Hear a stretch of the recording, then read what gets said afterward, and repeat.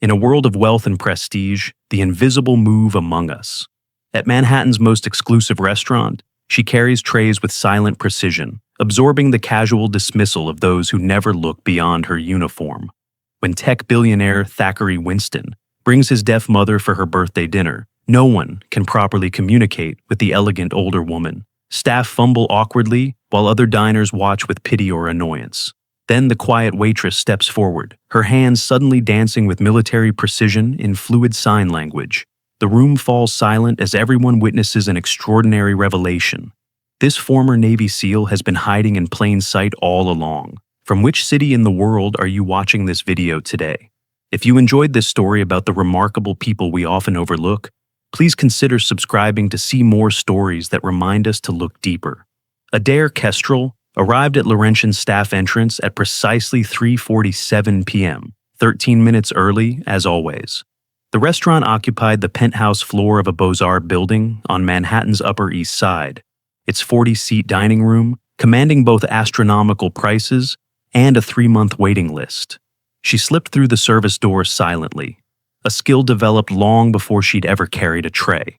The narrow hallway leading to the staff area was immaculate, like everything else at Laurentian. Even the parts guests would never see maintained the illusion of perfection. Adair moved with practiced efficiency, her footfalls nearly silent against the polished floor.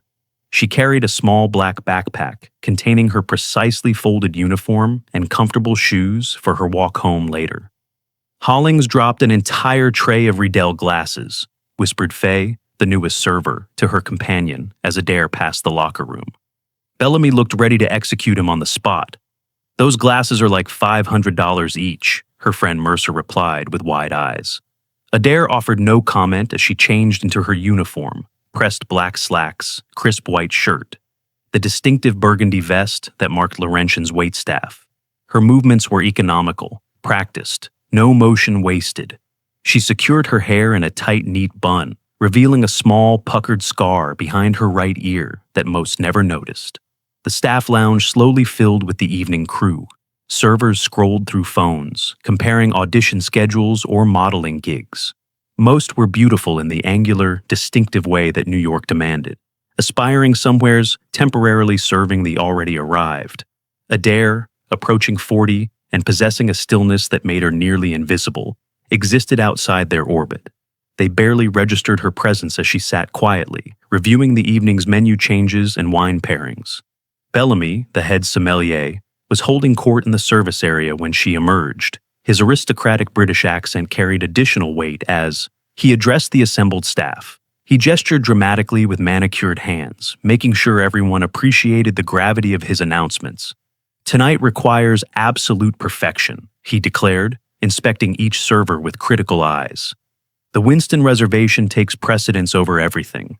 Mr. Thackeray Winston, yes, that Winston, is bringing his mother for her 85th birthday." The room stirred with recognition.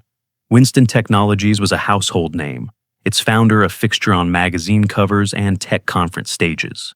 "Mrs. Evangeline Winston is profoundly deaf," Bellamy continued, his tone suggesting this was an inconvenience rather than a simple fact. "Management has provided notepads for communication." He distributed small leather-bound pads with the restaurant's embossed logo. "Do try not to embarrass us." The executive chef, Marceau, emerged from the kitchen to add his own instructions, his white coat pristine despite hours of preparation. His eyes scanned the staff with the intensity of someone accustomed to military precision, landing briefly on Adair. "The tasting menu has been adjusted for Mrs. Winston's preferences. Table 12 will receive the modified spring service with the heritage carrot course replacing the scallop. Pacing remains standard." Adair noticed his eyes lingering momentarily on the scar along her forearm, visible as she rolled her sleeves, a question he never asked. Few at Laurentian asked personal questions of their colleagues. Most were theater understudies, aspiring models, or graduate students for whom this was merely a paycheck between auditions or before real life began. No one had ever asked why a woman approaching 40 with perfect posture and hands that never trembled, even when carrying flaming desserts, chose to remain invisible. Laurentian filled gradually as the evening darkened the floor-to-ceiling windows, the city's lights creating a glittering backdrop for the dining performance about to unfold. The maitre d' seated guests with choreographed precision, couples celebrating anniversaries, business associates sealing deals over 12-course meals, the occasional celebrity hidden behind the restaurant's discretion. The dinner service began with the usual rhythm. Adair moved between tables with practiced precision, her situational awareness allowing her to anticipate needs before diners themselves recognized them. She positioned herself near exits without thinking, maintained sightlines to the entrance, counted guests and staff automatically. Old habits. At table 9, a finance executive complained about the temperature of his wine. Adair absorbed his irritation without reaction, quietly arranging for a replacement. At table 14, a celebrated author kept touching her arm when speaking, his fingers lingering too long. She shifted her position imperceptibly each time, maintaining professional distance without causing offense. When a busboy dropped a tray, in the kitchen, the crash of metal against tile sent Adair's hand instinctively to her right hip before she caught herself. The movement lasted less than a second. No one noticed except Colonel Reeves, a regular at Table 7, who had spent 30 years in military intelligence before his current role at a defense contractor. He watched her with narrowed eyes for a moment before returning to his wine. Something about her had caught his attention, though he couldn't quite place why. In the service area, servers moved in practiced patterns, like schools of expensive fish. Hollings was still receiving subtle jabs about the broken glasses from earlier, his cheeks flushed with embarrassment. Faye complained about a table of tech bros leaving bourbon-scented 20s as tips. Bellamy instructed a sommelier trainee on the proper presentation angle for a rare Bordeaux. "The deaf old lady's here," announced Bellamy with undisguised annoyance 2 hours into service. "Table 12, Adair, Hollings, you're up." Adair approached Table 12 as Thackeray Winston, his face familiar from tech conferences and philanthropy galas, gently guided an elegant older woman to her seat. Evangeline Winston carried herself with dignity, her silver hair swept into a classic style, her clothing understated but unmistakably expensive. Despite her advanced age, her eyes were sharp, taking in the room with intelligence. Hollings stepped forward first, speaking loudly and over-enunciating, "Welcome to Laurentian. Can I get you something to drink?" Evangeline flinched slightly at the volume, though she couldn't hear it. Her son touched her hand apologetically. "My mother reads lips somewhat, but not when people exaggerate their movements," Thackeray explained with strained patience. "Normal speech is fine, just face her directly." "Oh, of course," Hollings replied, immediately flustered. He tried again, this time speaking at a more normal volume, but turning away mid-sentence to gesture at the wine list, making it impossible for Evangeline to follow his words. Adair observed as Hollings grew increasingly uncomfortable, eventually thrusting the notepad toward them awkwardly. She stepped forward smoothly. "Perhaps I could explain tonight's tasting menu while you consider the wine options," she suggested, positioning herself where both guests could see her clearly. She described each course with precision, speaking at a measured pace while maintaining eye contact with Evangeline. The older woman nodded occasionally, though her attention seemed divided between Adair's lips and the ornate dining rooms surrounding them. Throughout the first course, a delicate amuse-bouche of compressed melon with prosciutto dust, Adair watched Evangeline's increasing withdrawal, the woman's elegant hands occasionally moving in small, aborted gestures before returning to her lap. At the next table, a hedge fund manager's wife whispered audibly to her companion, "I can't imagine why. He'd bring her somewhere like this. It's uncomfortable for everyone." Adair's expression remained impassive as she served their wine. When she returned to the service area, Bellamy was complaining. "This is a restaurant, not a senior center. We have a reputation for being a temple of cuisine, not a charity." "She seems nice enough," Faye offered, arranging edible flowers on a plate of yellowtail crudo. "She's probably lonely," Mercer added. "Rich old people usually are." Adair said nothing as she collected her next course for delivery. The conversation continued behind her, the staff dissecting the Winstons as they did all notable guests, speculating on net worth, judging wine selections, discussing the mother's deafness as though it were an eccentric choice rather than a physical condition. The second course arrived at table 12, heritage carrots prepared 3 ways with a caraway foam. Adair set the plates with precision, making sure Evangeline could see her explain each preparation. The older woman smiled politely, but her eyes held a resignation that Adair recognized, the look of someone who had grown accustomed to being misunderstood, to being treated as though disability equated to diminished personhood. Thackeray attempted to translate parts of the description into what Adair now recognized as rudimentary sign language. His movements were clumsy but earnest, a son trying to bridge worlds for his mother. Colonel Reeves continued watching Adair from his table, his brow furrowed in concentration.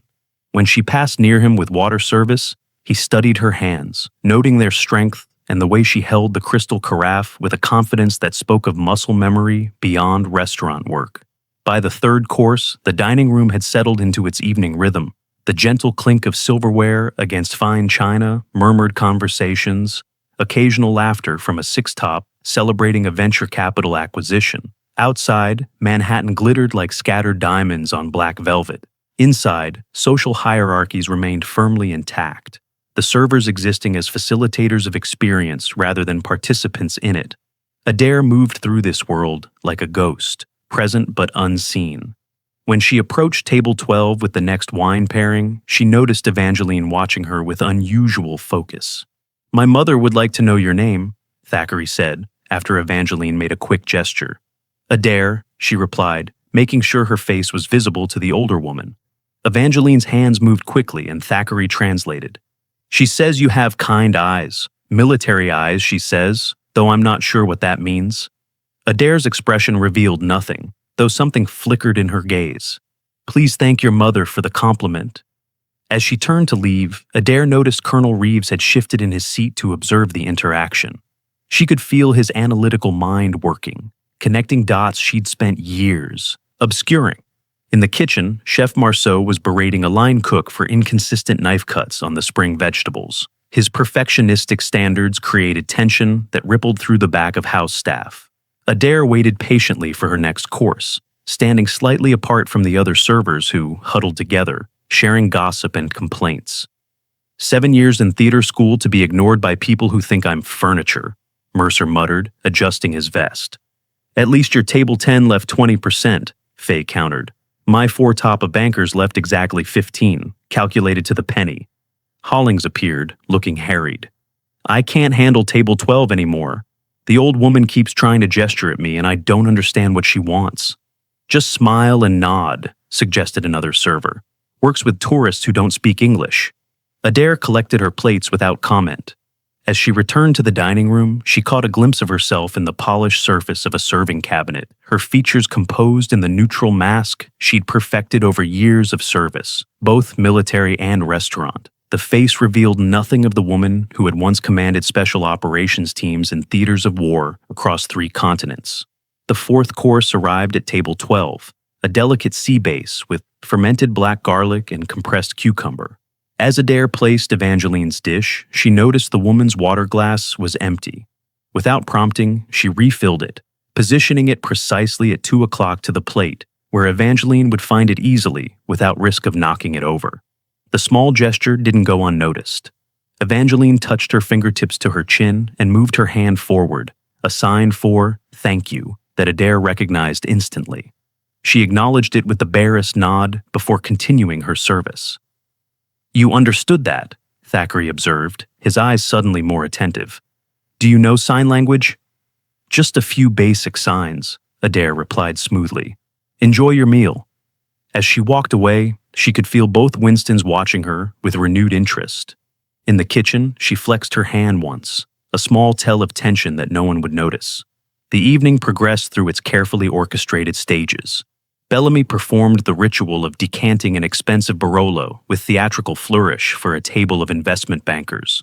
Chef Marceau emerged briefly to greet a food critic, his smile never reaching his eyes. Faye spilled sauce on a diner's designer handbag and was nearly in tears as management arranged immediate dry cleaning. Through it all, Adair moved with quiet efficiency, her mind cataloging details automatically, which guests were drinking heavily, which were arguing beneath pleasant smiles, which staff members were reaching their breaking points. The situational awareness that had kept her alive in combat zones now helped her navigate the complex social battlefield of fine dining. Colonel Reeves requested his check early, unusual for him. As Adair processed his payment, he looked directly at her. "You know, you remind me of someone," he said casually. "Someone I met overseas, Kabul maybe. Or was it Kandahar?" Adair's expression remained professional, revealing nothing. "I've never been to Afghanistan, sir. Perhaps you're thinking of someone else." "Perhaps," he conceded, though his eyes suggested otherwise. He left his usual generous tip and a business card tucked beneath the leather folio.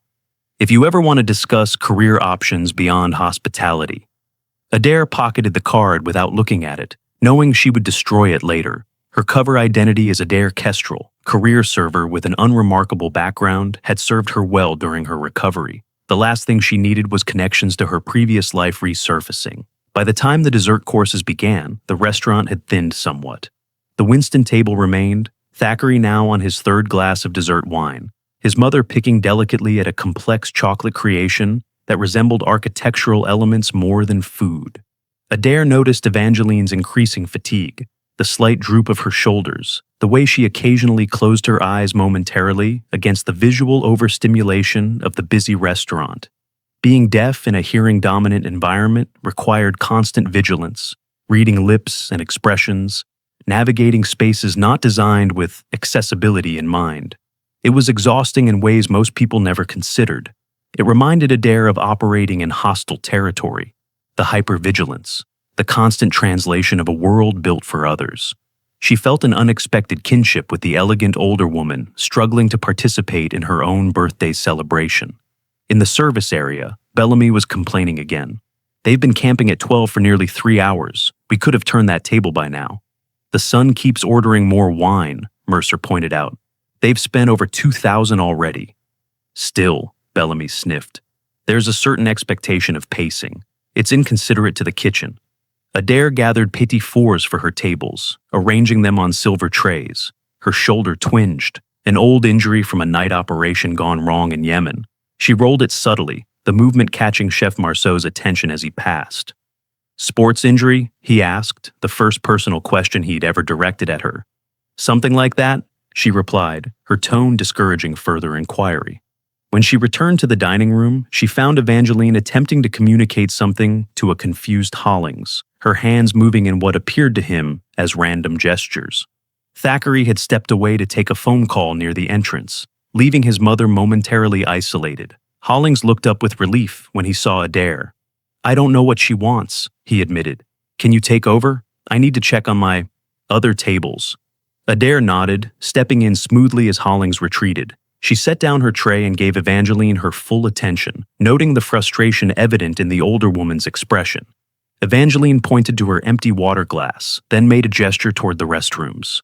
The meaning was clear enough, but Adair could see deeper anxiety beneath the request, the uncertainty of navigating an unfamiliar space without hearing, without her son to facilitate.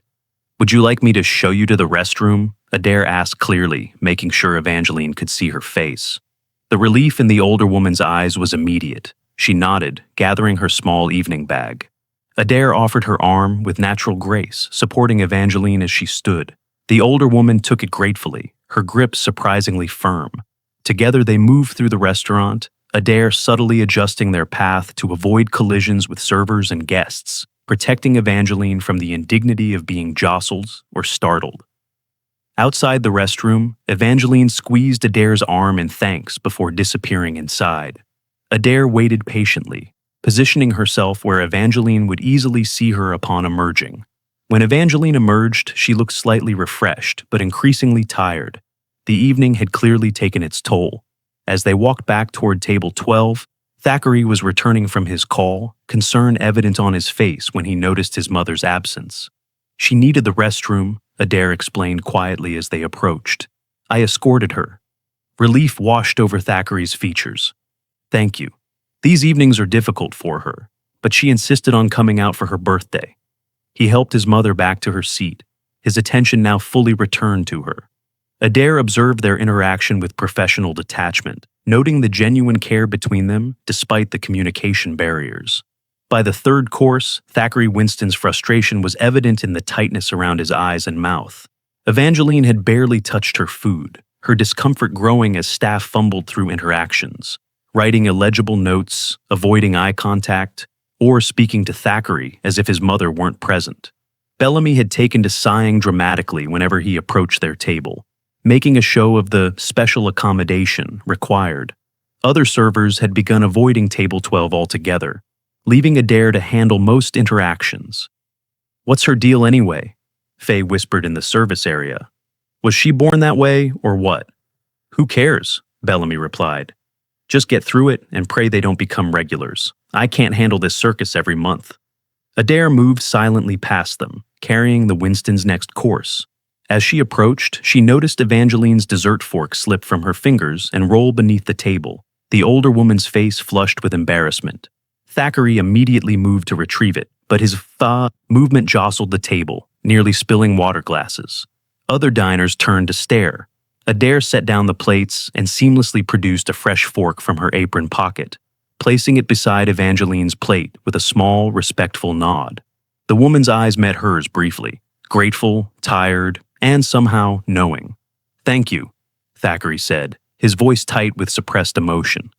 "It seems we're causing quite the disruption tonight." "Not at all, sir," Adair replied evenly, her eyes still on Evangeline. In the brief moment between courses, Adair slipped into the staff bathroom, rolling her shoulder to ease the familiar ache where a bullet had once lodged near her collarbone. She breathed deeply, using the meditation technique her unit's psychologist had taught during deployment. 5 counts in, 7 counts out. The faces of her team flashed behind her closed eyelids before she pushed the images away. When she returned to the dining room, she noticed Colonel Reeves watching her with increasing certainty, as if pieces of a puzzle were finally connecting. The 5th course arrived, a palate cleanser of elderflower sorbet with compressed rhubarb.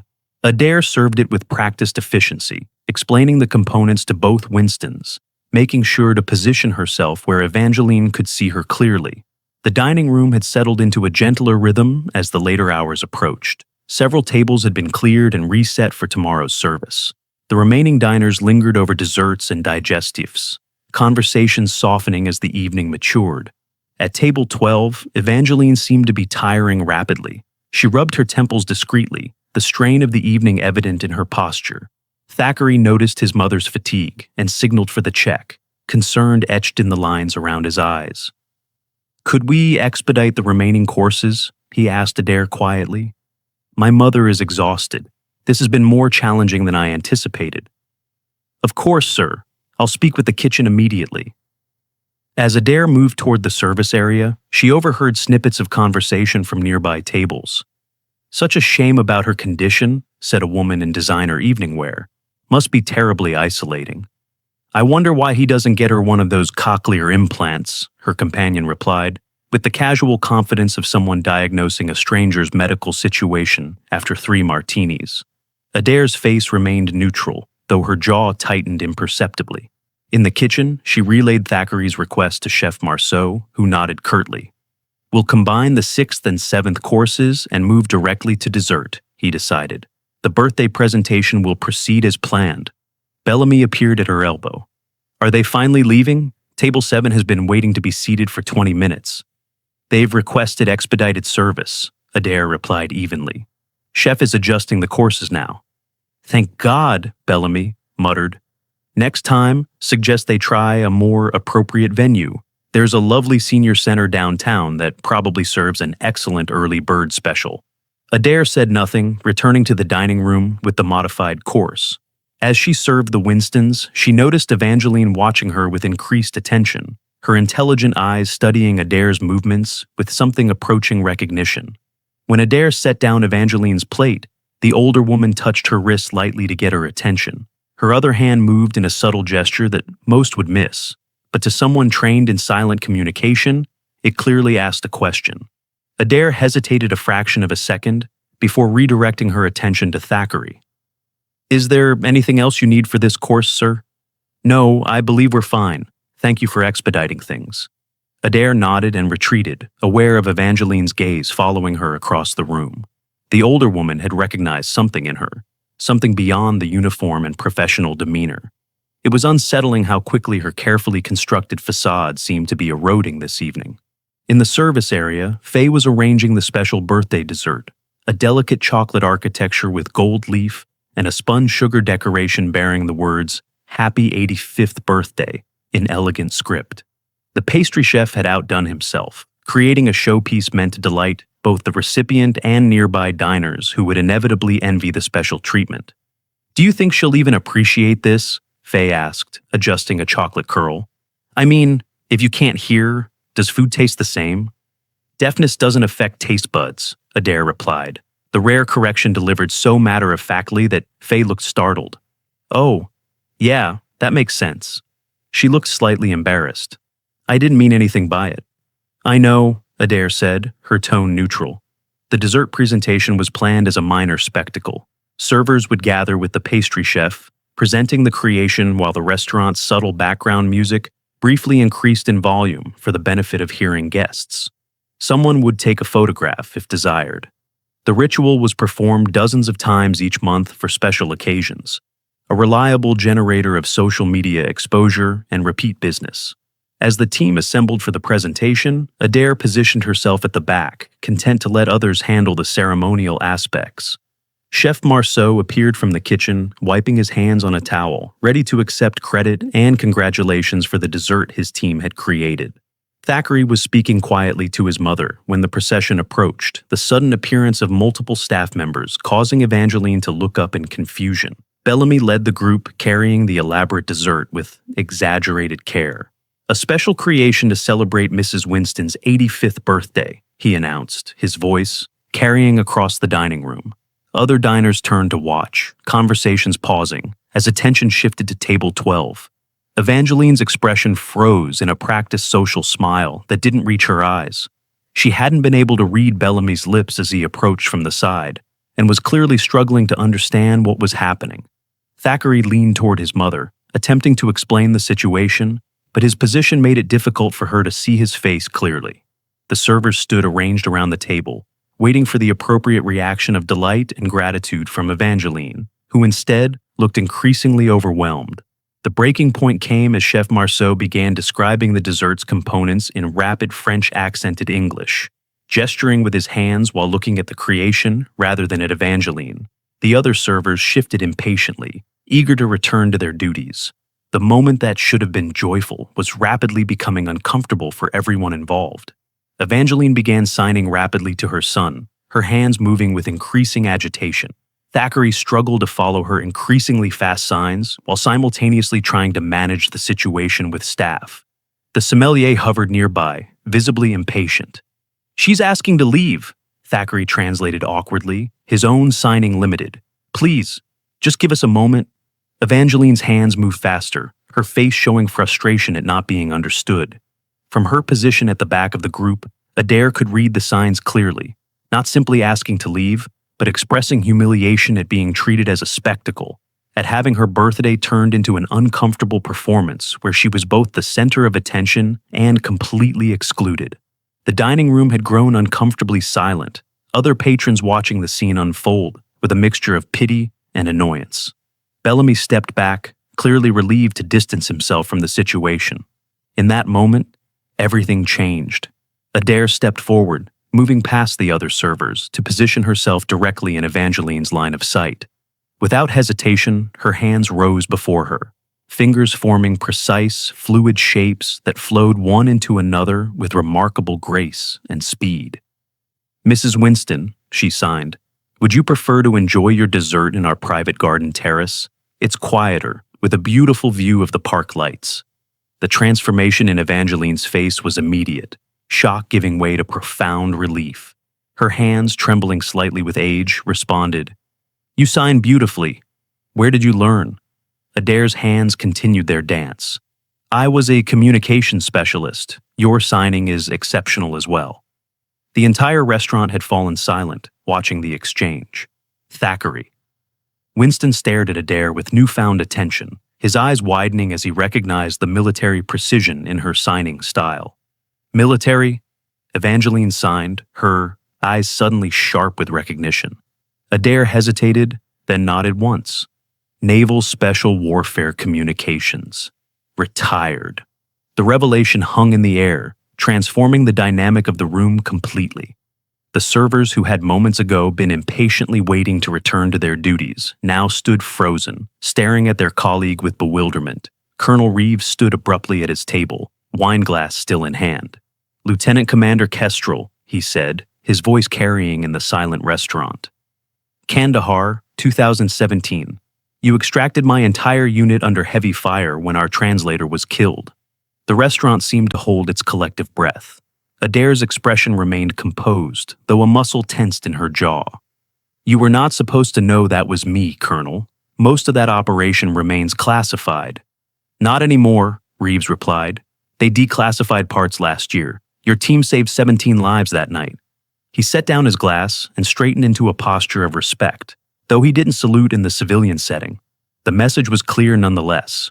Evangeline's hands moved again, signing, "I was intelligence Cold War era, before I lost my hearing to Meniere's disease. We're a small club, we women who served in silence."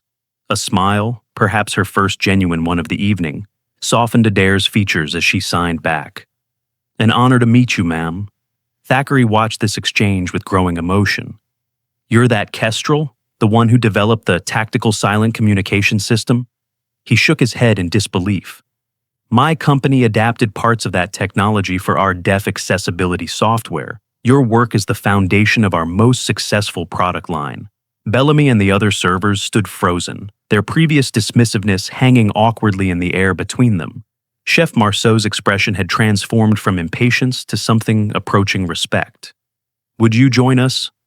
Evangeline signed and spoke simultaneously, her voice slightly imprecise but determined. "Please. It's been years since I've had a proper signing conversation." Adair looked to her manager, who nodded quickly, suddenly eager to accommodate the request, now that he understood who Adair was, and who the Winstons were in relation to her previous work. "I'd be honored," Adair replied, both aloud and in sign. A server quickly brought an additional chair. Adair sat with natural grace, her posture automatically adjusting to keep sightlines clear for Evangeline. For the next hour, her hands danced with Evangeline's, sharing stories that made the older woman laugh and occasionally wipe away tears. "You were in Yemen during the embassy operation?" Evangeline signed, her eyes widening. Adair nodded, her hands moving fluidly. "Extraction team lead. We got everyone out." "I heard that was a miracle mission," Thackeray translated for the benefit of those watching. "The intelligence community still talks about it." "Just doing our job," Adair signed modestly. "Like you did in Berlin, from what I've heard." Evangeline's eyes crinkled with surprise. "You know about that? Your work created the foundation for our communication protocols. Your name isn't in the manuals, but those of us with high enough clearance knew who developed the silent methodologies we relied on." Thackeray watched in amazement as his mother transformed before his eyes, no longer the elderly deaf woman struggling to participate, but an engaged, animated intelligence veteran sharing professional respect with a younger counterpart.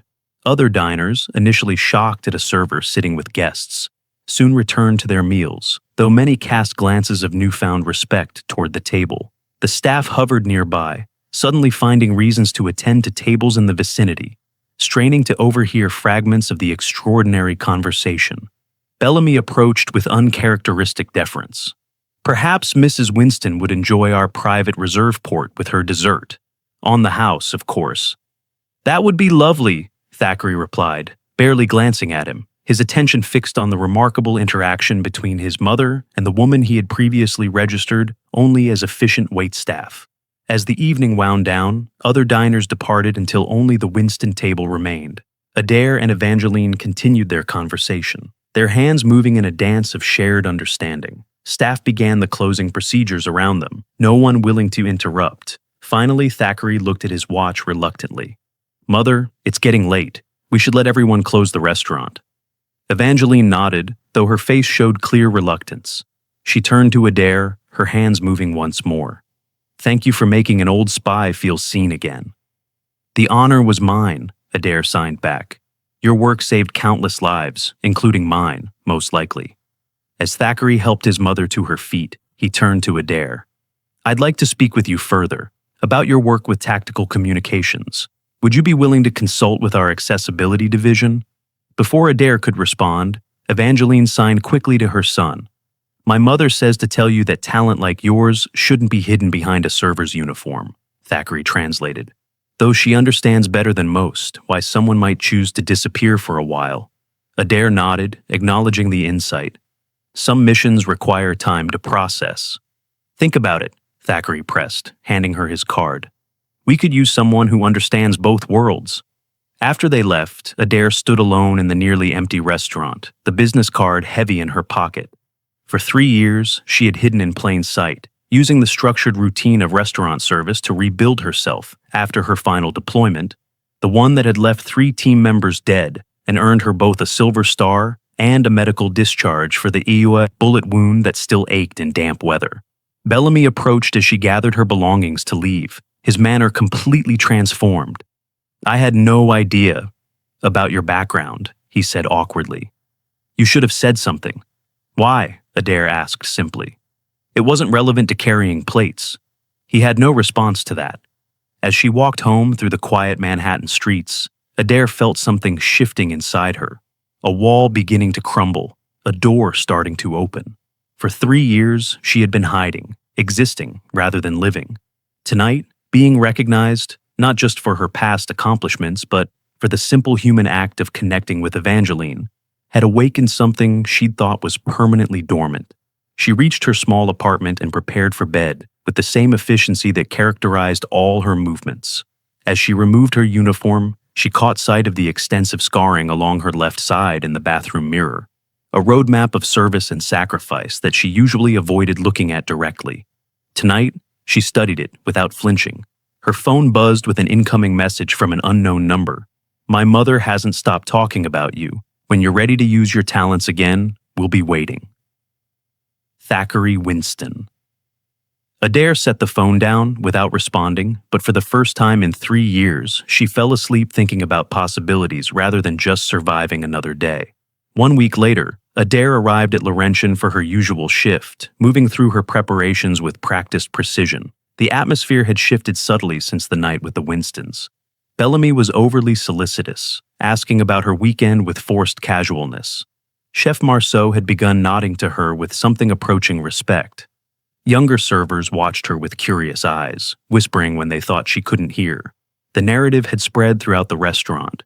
The quiet, unremarkable server was actually a decorated military veteran, someone who had operated in classified missions, saved lives, developed communication systems. The woman they had overlooked for years suddenly had a history, dimensions, significance beyond her ability to carry plates without disrupting conversations. Adair found their changed behavior more uncomfortable than their previous dismissal. She preferred invisibility to scrutiny. Table 7 specifically requested you, the maître d' informed her as service began. The gentleman said he's a regular. She approached Table 7 with measured steps, unsurprised to find Colonel Reeves seated alone, reviewing the wine list. Commander Kestrel, he greeted her, keeping his voice low. Just Adair here, please, she replied evenly. What can I get you this evening, Colonel? Marcus, he corrected, and I'll have the tasting menu with the reserve wine pairing. He studied her face for a moment. Have you considered my card? There are positions where your expertise would be valued considerably more than it is here. I appreciate the thought, Adair replied neutrally. The sommelier will be with you shortly to discuss the wine selections. She moved away before he could press further, maintaining the professional distance she had cultivated since leaving the service. Throughout the evening, she felt his eyes following her, assessing, analyzing. Old instincts prickled at being watched so intently. In the service area, Faye approached her tentatively during a lull. Is it true you know, 7 languages? 5 fluently, 2 conversationally, Adair corrected without elaboration. And you were really a Navy SEAL? I didn't think women could be SEALs. They couldn't officially, at the time. Adair adjusted her cuffs. I was attached to SEAL teams as a communications specialist with additional tactical training. That's so cool, Faye breathed. Why would you work here after doing all that? The question hung in the air, its simplicity belying the complex answer it demanded. Before Adair could formulate a response, Bellamy interrupted. Table 12 is requesting you specifically, he informed her with a strange mix of deference and resentment. It's the Winstons again. Adair's eyebrows rose slightly, the only indication of her surprise. She hadn't expected to see them return so soon. She gathered herself and moved into the dining room, where Thackeray sat alone, studying his phone. "Good evening, Mr. Winston," she greeted him. "Welcome back to Laurentian."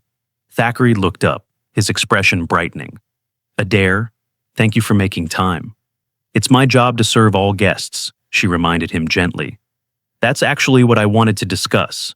He gestured to the empty chair across from him. "Would you sit for a moment? I've cleared it with management." She hesitated, then sat with characteristic grace, back straight, hands folded in her lap. 3 years of maintaining boundaries between herself and guests made this breach of protocol feel dangerous, exposing.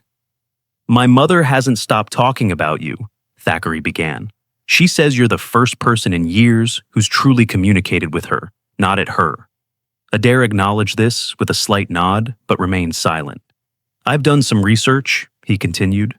"Lieutenant Commander Adair Kestrel, Silver Star recipient, pioneer in tactical silent communication and systems for special operations.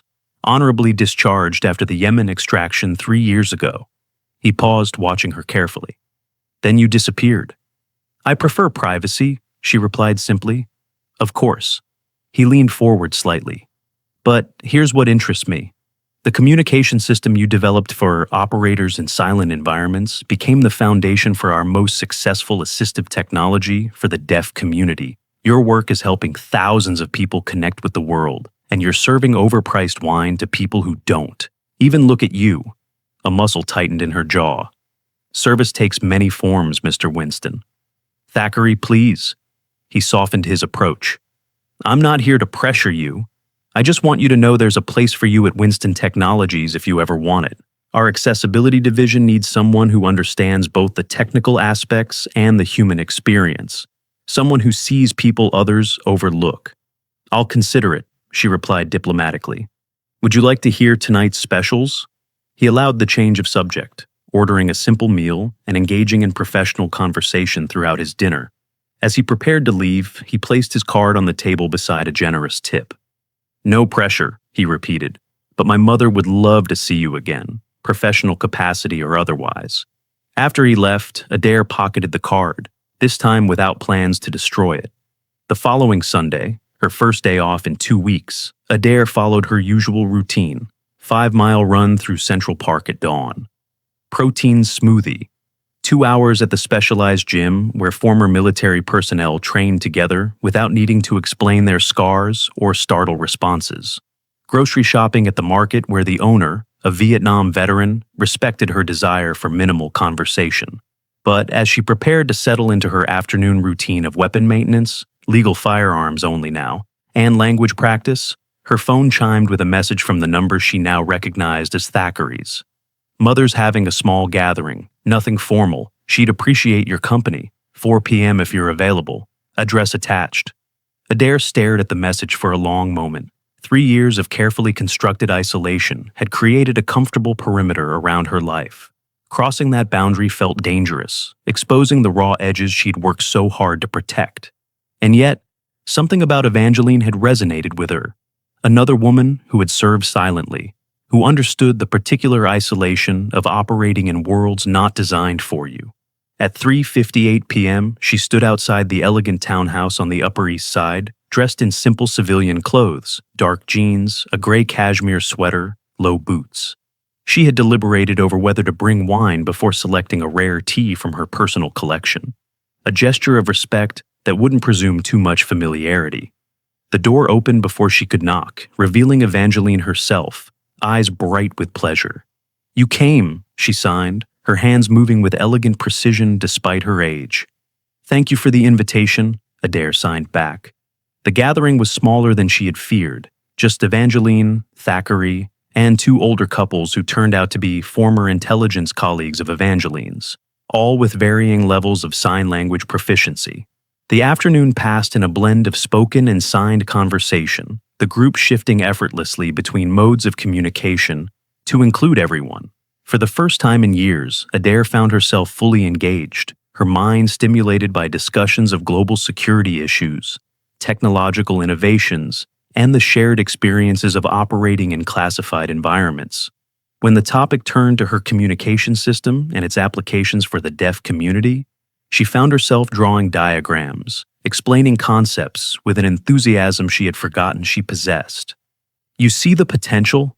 Thackeray observed during a quiet moment as others discussed recent policy changes. "I always did," she admitted, "but the military applications took priority during wartime. And now?" She considered this. "Now, I'm not sure what takes priority." "Finding purpose again, perhaps?" Evangeline signed, joining their conversation. "It took me years after I left service. The silence was the hardest part, not the physical silence from losing my hearing, but the silence of not being part of something greater than myself." The observation struck uncomfortably close to Adair's core. She had surrounded herself with silence since Yemen, serving food instead of country, hiding from connections rather than building them. As the gathering concluded, Evangeline took Adair's hands in hers, signing with gentle directness, "You survived for a reason. Don't waste it carrying plates." Adair drove home in the deepening twilight, her mind more unsettled than it had been in years. The carefully constructed walls around her existence had developed cracks, allowing glimpses of a different possible future to filter through. 3 days later, during her evening shift at Laurentian, the routine was disrupted by an unexpected commotion at the entrance. Chef Marceau emerged from the kitchen, wiping his hands as the maitre d' engaged in heated discussion with several men in dark suits. Security personnel moved with practiced efficiency toward the door. "What's happening?" Faye whispered as they watched from the service area. Bellamy appeared beside them, his face unusually grave. "Some kind of security situation. A guest with diplomatic protection is being removed for safety reasons."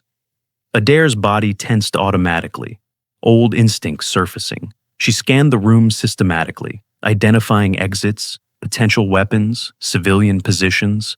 3 years of practiced normalcy evaporated in seconds as her operational mindset re-engaged. The maitre d' approached Bellamy rapidly.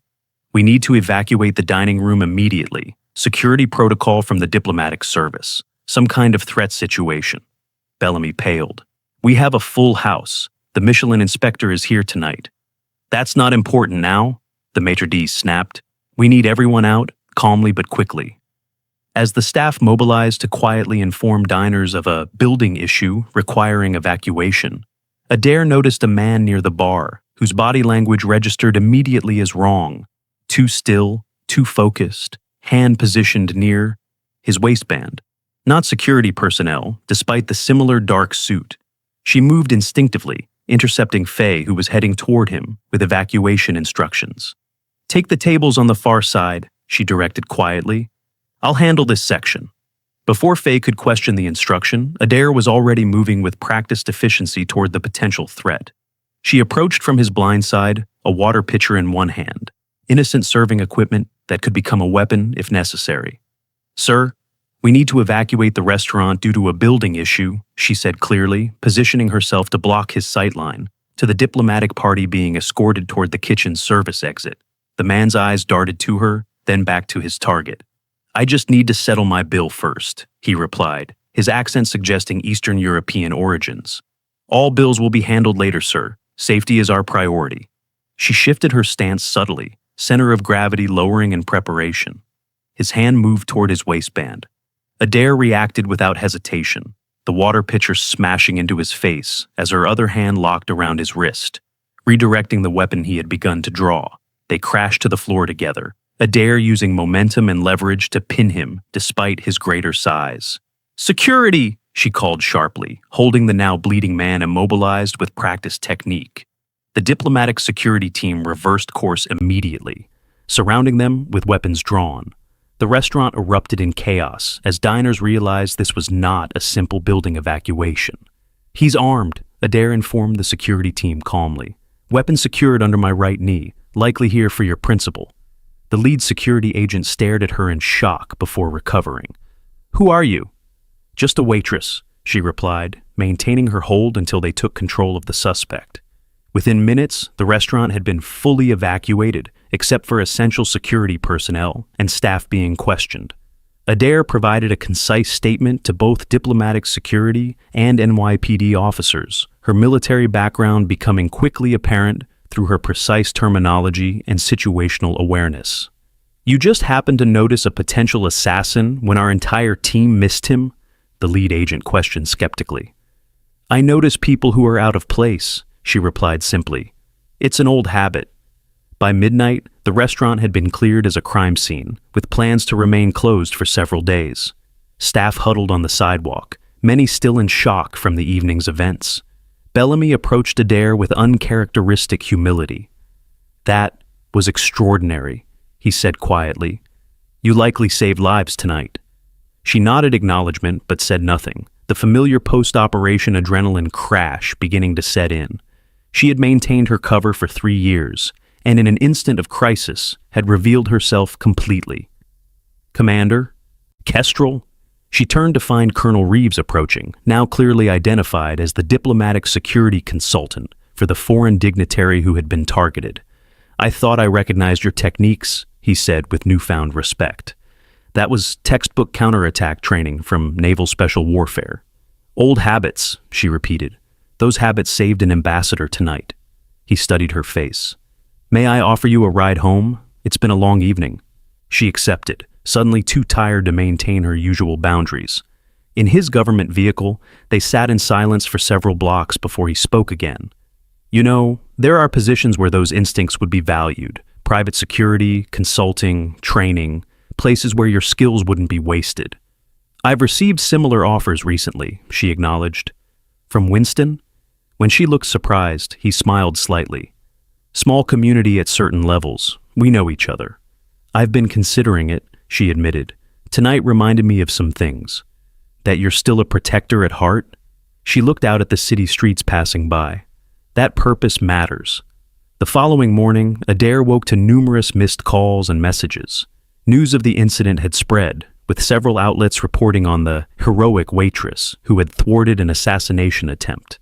Her carefully constructed anonymity had evaporated overnight. Among the messages was one from Thackeray. "Saw the news? Are you all right? Call when you can." She sat on the edge of her bed, considering her next move. The restaurant would be closed for days. Her identity was now public knowledge.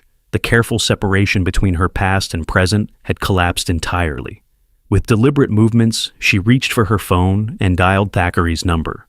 "Adair," he answered immediately. "Are you okay?" "I'm fine," she assured him, "but I think I'm ready to discuss that position with your company." "I'll clear my schedule," he replied, relief evident in his voice. "Mother will be thrilled." 2 weeks later, Adair stood in the lobby of Winston Technologies headquarters, dressed in a simple but elegant business suit. The security guard checked her newly issued identification badge with professional thoroughness. "First day, Ms. Kestrel?" "Yes," she replied simply. "The accessibility division is on 14, director's office at the end of the hall." She nodded her thanks and moved toward the elevators, aware that she was stepping into a new chapter. The familiar weight of purpose had begun to settle back onto her shoulders, not the crushing burden of wartime responsibility, but the steadying ballast of meaningful work. As the elevator ascended, she thought of Evangeline's words, "You survived for a reason."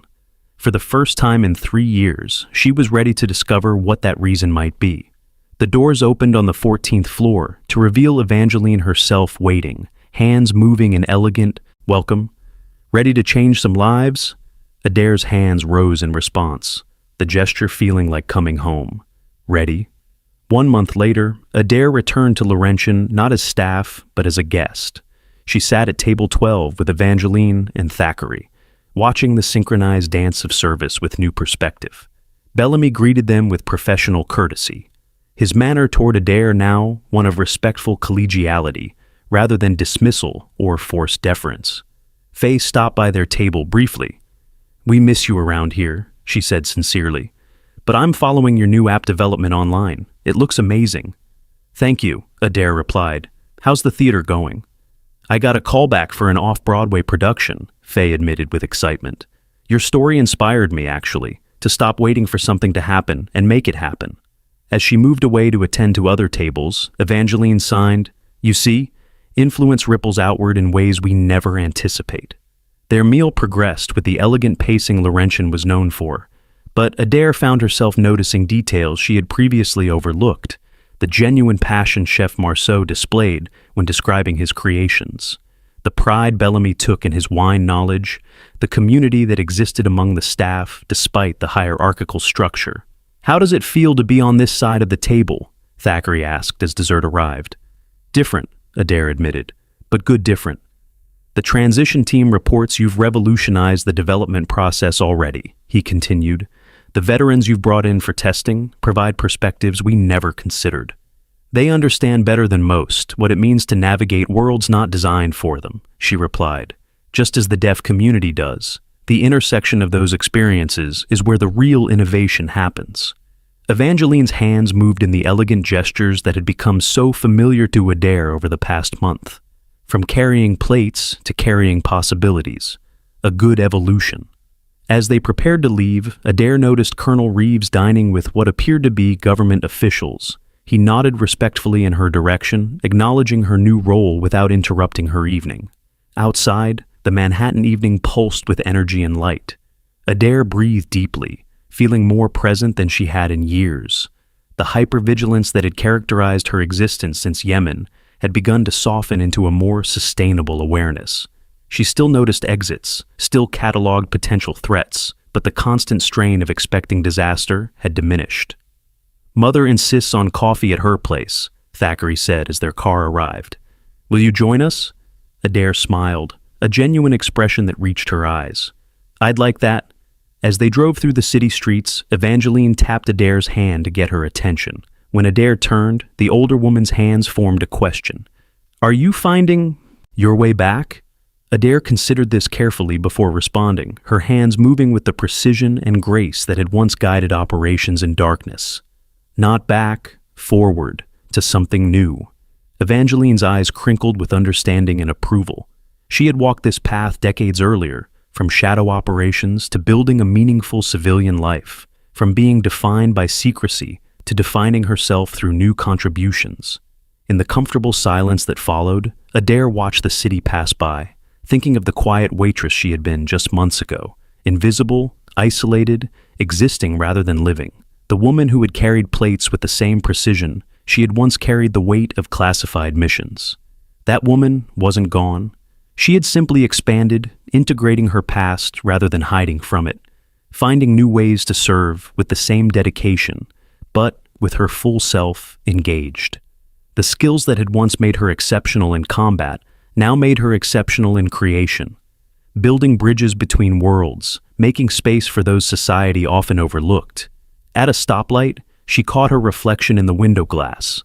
Straight posture, alert eyes, the small scar visible near her temple. A woman who had survived for a reason, now discovering what that reason might be. The light changed, and they moved forward,